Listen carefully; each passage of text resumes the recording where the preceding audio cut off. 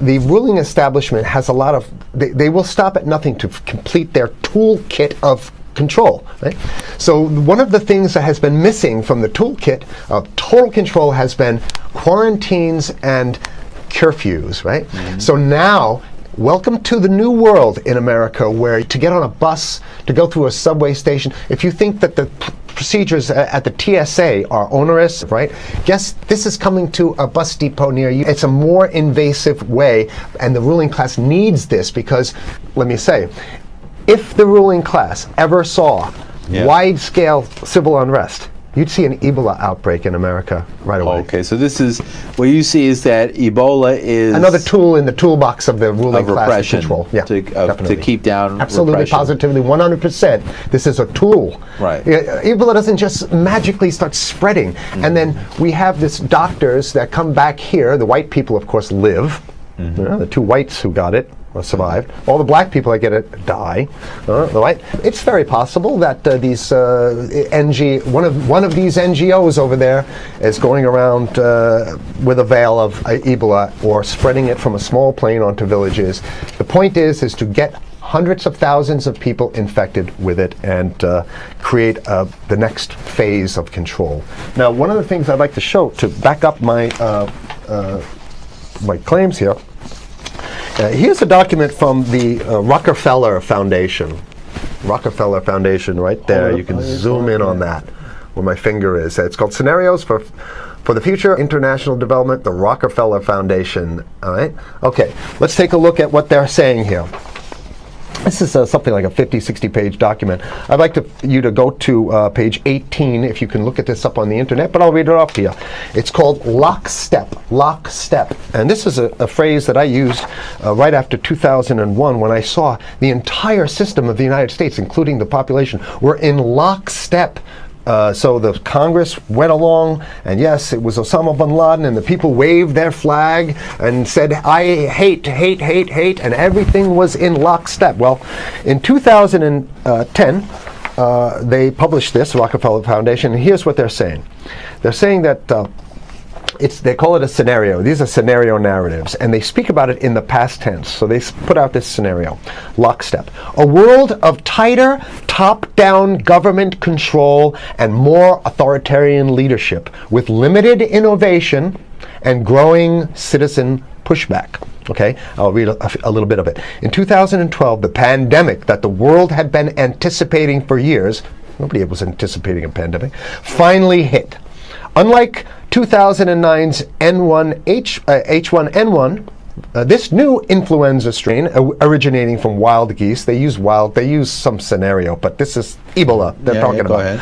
Even the most pandemic prepared nations were quickly overwhelmed when the virus streaked around the world, infecting nearly 20% of the global population and killing 8 million in just 7 months, the majority of them healthy young adults. The pandemic also had a deadly effect on economies. You can see the agenda. Just naked, raw, naked control agenda written down, and it's anybody's guess how this becomes effectuated in real life. So whether this is written specifically as marching orders or whether people take it upon themselves in the intelligence networks to say, okay, well, this has been produced, so this is the plan here. But these narratives have to be written in advance because the intelligence agencies don't know how to do these narratives. They need help. So these think tanks, they come up with these, like Rand Corporation, Rockefeller Foundation. These are think tanks of death. They're not the think tanks, they're not there to find great ways to help people. Right? Okay, the pandemic also had a deadly effect on economics. International mobility of both people and goods screeched to a halt. Which is what they want. They want a completely isolated world, right? Debilitating industries like tourism and breaking global supply chains. Well, of course they want tourism stopped because they're not in the tourism business. And they want you at home in your house in front of the TV. Then they got you. Because once you watch the TV, they own your soul. Even locally... Wait a second, we're on television. I mean commercial television, let's say. National. Even locally, normally bustling shops and offices sat empty for months. Okay, so I love how they talk about it in the past tense in 2010. Right? The pandemic blanketed the planet, though disproportionate it, numbers in Africa died. Southeast Asia and Central America, where the virus spread like wildfire. It sounds like the opening monologue of a disaster movie, right? Exactly. Now listen to, here's the good stuff now. But even in developed countries, containment was a challenge. Now here's this one. I love this one. The United States' initial policy of strongly discouraging, in quotation marks, strongly discouraging citizens from flying proved deadly in its leniency. So they're saying, that... No, keep going. Okay, Read it. proved deadly in its leniency. So they should have been tougher, right? Accelerating the spread of the virus, not just within the United States, but across borders. However, a few countries did fare better. China in particular.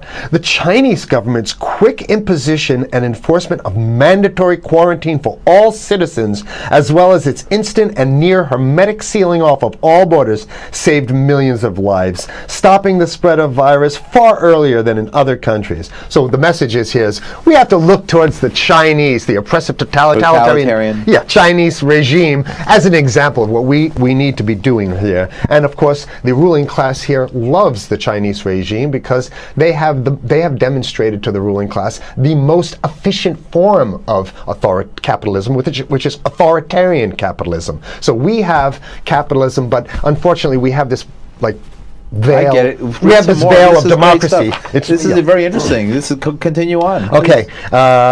China's government was not the only one that took extreme measures to protect its citizens from risk and exposure. During the pandemic, national leaders around the world flexed their muscles, flexed their authority, and imposed airtight rules and restrictions. You can see the agenda. Okay, go. Okay. From the mandatory wearing of face masks to body temperature checks at the entries to communal spaces like that's what's happening right now. Yeah, but soon it's going to be like body. It'll be at the subway. Yeah, well, is that what you're saying? We'll be going through this in the subway to get on buses and the subway, absolutely, things positively. like that. And what this means though is don't think about having a cigarette, a joint on you, or basically you can't. This is a dragnet for everything. So if in order for you in other words, just like with stop and frisk, this is ultimate stop and frisk. This is the ultimate cavity stop and frisk, cavity search kind of thing. All right, so during the pandemic, national leaders around the world flex their authority. Now there's some good stuff. Listen to this.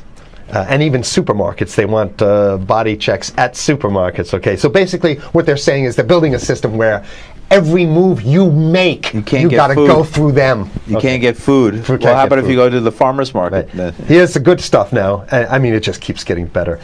Even after the pandemic faded, this more authoritarian control and oversight of citizens and their activities stuck.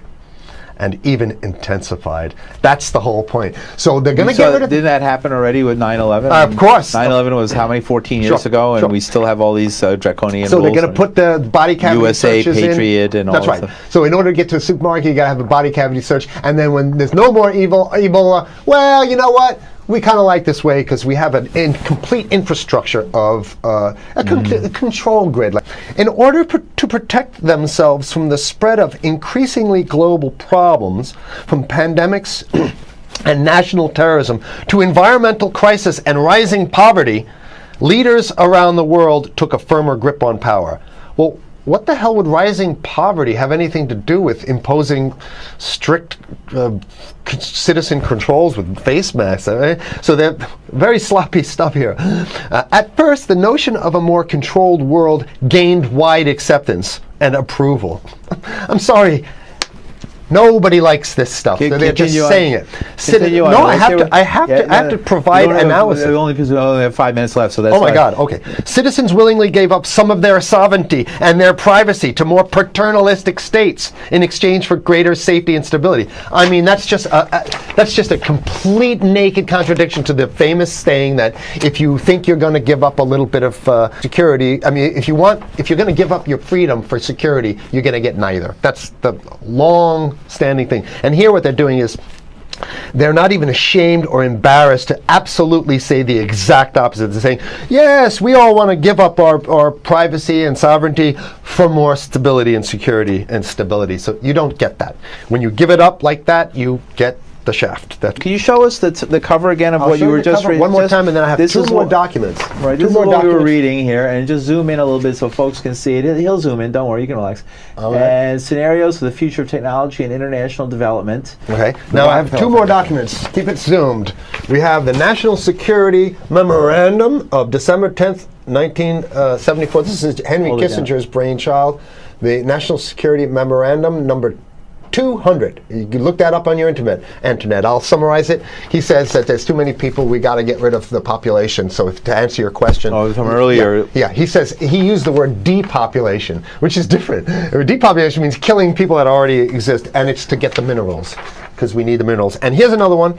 The CDC has a patent on Ebola. They've patented it. Yeah? Right. So basically, if you want to get a cure for your Ebola, Here you it got to says go. it right up here, right? It says human Ebola virus species and compositions and methods thereof, and it's a patent. It's a patent. They patented the main strain plus something like 17 other strains of it. So they own it now, and I don't know how exactly you can own that, but apparently they've done the same thing. Yeah, I didn't think you could own a natural. Yeah, you can. They've, I guess the main thing to finish off this show is this: that they want to get more control, more and it's going to be curfews and quarantines. So what I'm saying is that unless the American people start to get some new way to revolt, a new way to organize, new way to protest, unless we can break through the apathy, because that's what we have here, then it's going to be a slave state here. The ruling class doesn't seem to have too much resistance. They're getting everything on their Christmas shopping list, and they've been wanting quarantines and curfews for a long time. Now they got it. And if you want to live in a world where you're tricked into all this stuff because it's for your safety, right? And if you want to have a probe and make sure you got to check your pockets, make sure you don't have anything incriminating on you before you go out, and when you step out of your house, you want some police there to monitor and see what you're doing. If that's the world you want to live in, be apathetic, don't do anything. You're going to get that world very soon. It's coming your way, definitely. Yeah. So Same. what should people do? What's the hope? You have 30 seconds. To wake up, learn about it, and go fight these bastards in Washington. They're easy to beat. If we can just organize, we can beat them. It's simple. They're weak, and there's so few of them.